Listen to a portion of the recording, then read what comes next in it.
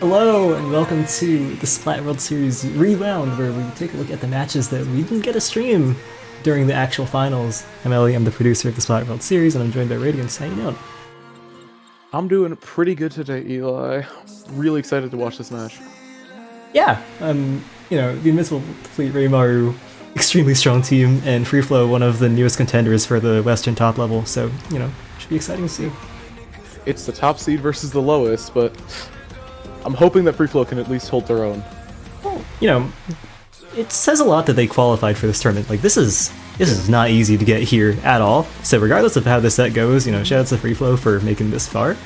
That being said, though, they did qualify here. They earned their place. Yeah. So despite the seeding, I would say that there was a fair shot for them to do some damage here and bring one home for the West. Hoping that's the case. Yeah, so we're gonna move on to our first game, this being zones only on Humpback Pump Track. Let's see where, these games go. Very interesting comp from FreeFlow. I actually haven't seen that kind of comp in quite a bit. Yeah, it's very scrappy. With the Luna, the Viper, the Tent, they want to do nothing but fight and run in circles all around you. So, let's see how... The edit space. Yeah, the anchor, the edit, acting as an anchor, making sure that, after they fight, maybe die, they just get right back in. And, of course, those coolers, so they can, get that second life. Immediately 2 down on the side of Invincible Fleet. Looking like FreeFlow's going to take an early lead here, but can they hold it? Yeah, specials like the Zuka here are going to be crucial to holding this if they manage to connect those shots and get those picks. Doesn't seem like it, but... Oh, but they're both 2 down. Yeah, despite the Invincible Fleet getting in quite a few kills, not very solid control of the zone, which, you're proving me wrong now, but just then, wasn't looking too good. Looking like they're all ganging up on this tent in the bottom right of the map. Yeah, tent does go down, which means... Yeah, this is like a soft reset for FreeFlow, so they're gonna have to, figure out how they're gonna get back in. Their weapon comp very much, they gotta kill them to get in. So if they don't get those picks, it's gonna be real difficult. Now, they do have that Zuka ready. The tent is what's getting them in most of the time with that shield. Is able to absorb all of those hits and just defend its teammates incredibly well. Look at they have 3 of their specials up. Tent does pop Zuka, can it connect? Wow. Yeah, they're popping everything that they have, both stamps and the Zuka all at once, but nothing on the zone yet. They still gotta paint the square. So we'll see where the control goes. The hammer from the Luna did sadly miss, but they are able to recap the zone.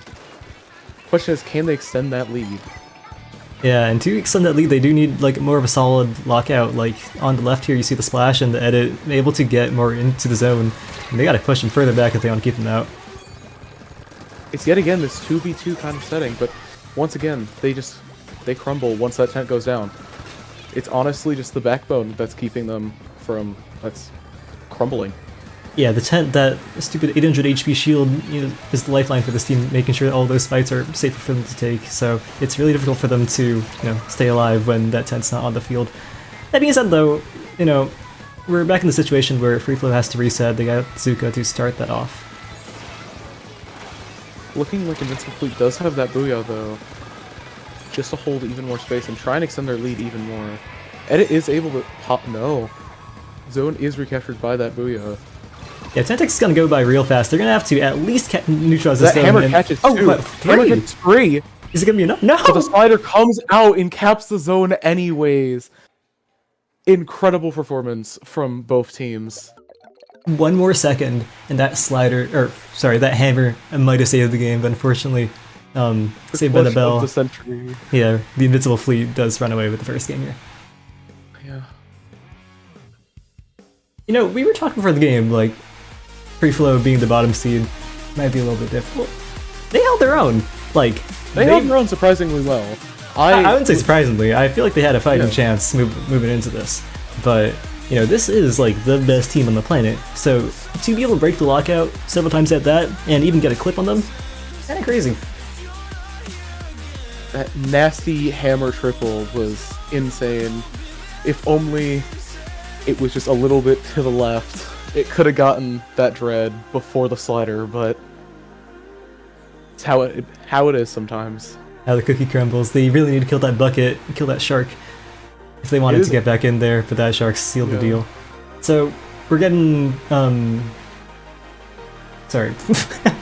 I'm producing while I'm talking. What? Yeah, no, hold on. That is FreeFlow's counter pick onto Wahoo World. Ignore that.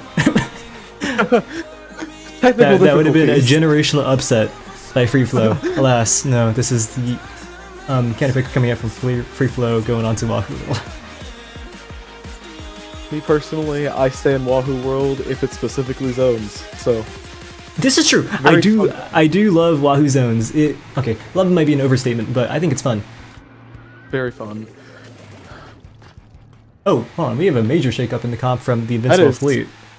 Invincible Fleet changing out the edit and the dread, and it looks like... And the S-Blast. The S-Blast for Mini, Bucket, and new Rapid Pro. Yeah, so we got Lobster, who's like undeniably one of the best blaster players in existence, switching over from the aggressive S-Blast to the more supportive Rapid. But, you know, I mean, they just shot them, so it doesn't seem like there's much of a difference. They can still get the job done. Exploding is exploding, so... yeah, I do go down on the side of Invincible Fleet, though. It's looking like FreeFlow might be able to take back the zone. Yeah, first fight went over to Invincible Fleet. It's kind of up in the air right now. Lots of fights going all around. Adapt coming out with that hammer. Does manage to find one. Down. Yeah, they do manage to get the zone, so this is, you know, their first cap, and let's see if they manage to get a few more picks and then they can hold something off it. It's not a very firm, like, hold right now. They're going to have to do a little bit more if they want to keep that. Not what you want to see, having the hammer cancel. Tragic hammer mini combo.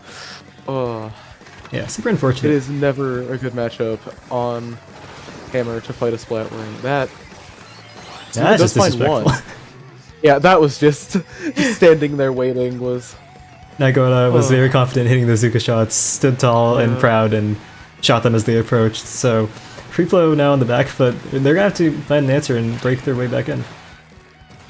It's looking like Adapt is going for a very aggressive play here, possibly trying to fight that mini for that zone. No, it was just Adapt. Go down. It's just the edit. Yeah, they got 26. This is like their only chance for. Oh, the edit going down to the cooler. It might be Raps. Switch down to put on the play of lifetime. No, the bomb! Oh no, that's game, set, match. That's game, yeah. That is GG's. They got absolutely locked out in spawn by Invincible Fleet. That is a tragic way to go.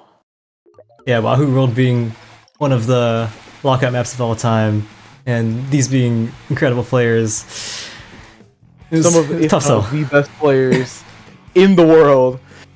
It's gonna be a tough match, no matter what map you pick, but even with the counter pick, it seems like FreeFlow does still go down. Yeah, they still made an incredible showing, though.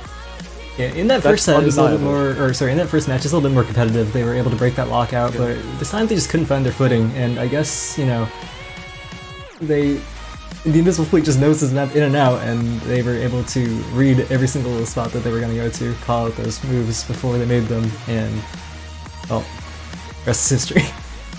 Yeah, that tends to be what happens when you're fighting the best team in the world.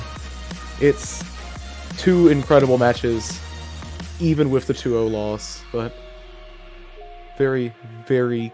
First match, like you said, was a lot more competitive, but there was still some nice fights in game 2.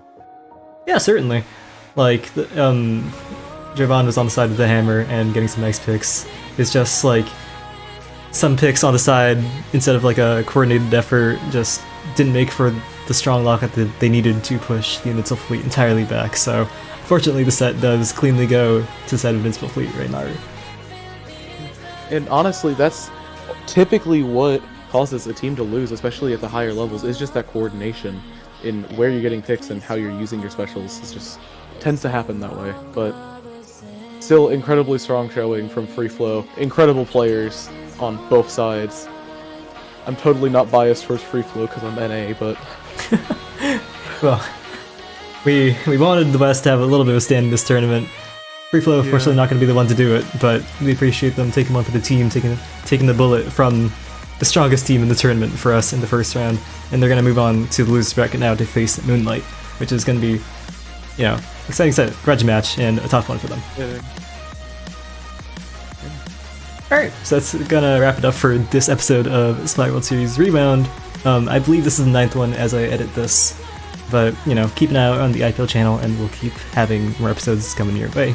I've been Ellie, this is Radiance. If you want to find us, our socials are on screen and in the description. Yeah, we'll see you around. Thanks for watching. Alright, later, y'all.